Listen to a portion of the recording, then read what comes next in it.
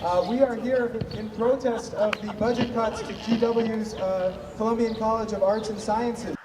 When GW announced its decision to implement cutbacks across the university, students of the music department, one of the departments hit hardest, fired back the best way they knew how. They organized a 24-hour protest concert. The protest began on the Thursday, and well after dark that evening, bands continued to play, even as it began to rain. It's going to be really bad. They're cutting professors, they're cutting classes, lessons, etc. So we are here protesting those cuts. The music department has been forced to cut back on nearly 40% of its offerings. What does this mean for students and professors? Private music lessons will be restricted to music majors and minors. Students will be charged for private lessons. 30-year-old weekly jazz jam sessions will end. The department will cut down to just one band and one chorus, and several adjunct professors will lose their jobs. I've been involved by taking lessons, and also as one of the university singers, university orchestra, as one of the founding members of the jazz vocal ensemble here, and being able to be a part of the music department and to take lessons sort of felt like a second home, and I've always been very musical ever since I was very little, and not being able to take lessons would sort of take away from an aspect of myself. Our goal is to get our funding reallocated. As you can see in the music department, we really don't have the greatest facilities, and we really haven't been complaining about those. So just the fact that we have kind of the bare minimum and then we're getting cut even more is super detrimental to us.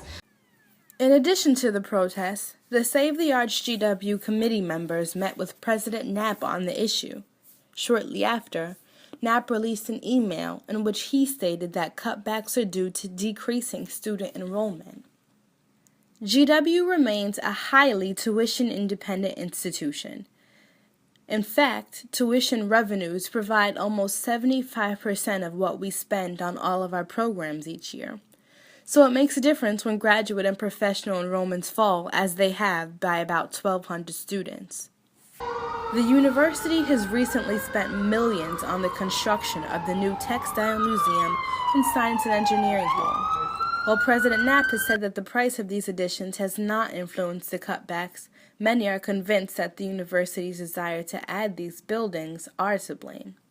My music professor kind of used the metaphor that GW's spending tactics is a lot like the board game Monopoly, where you really, really want the boardwalk and then you really want Park Place.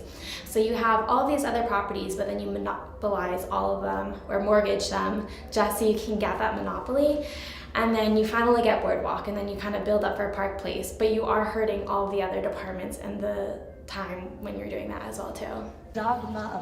Hundreds of students have rallied in support of the music department and music majors and minors who have been affected. Many feel that GW will never be the same with the loss of such a large portion of the music department and are vowing to continue fighting. The Save the Arts GW committee members started a Change.org petition that gained over 1,500 signatures. The group also encouraged students to tweet actress and alumna Kerry Washington with the hashtag SaveTheArtsGW. I think that we all need to support the arts at GW no matter what our majors are.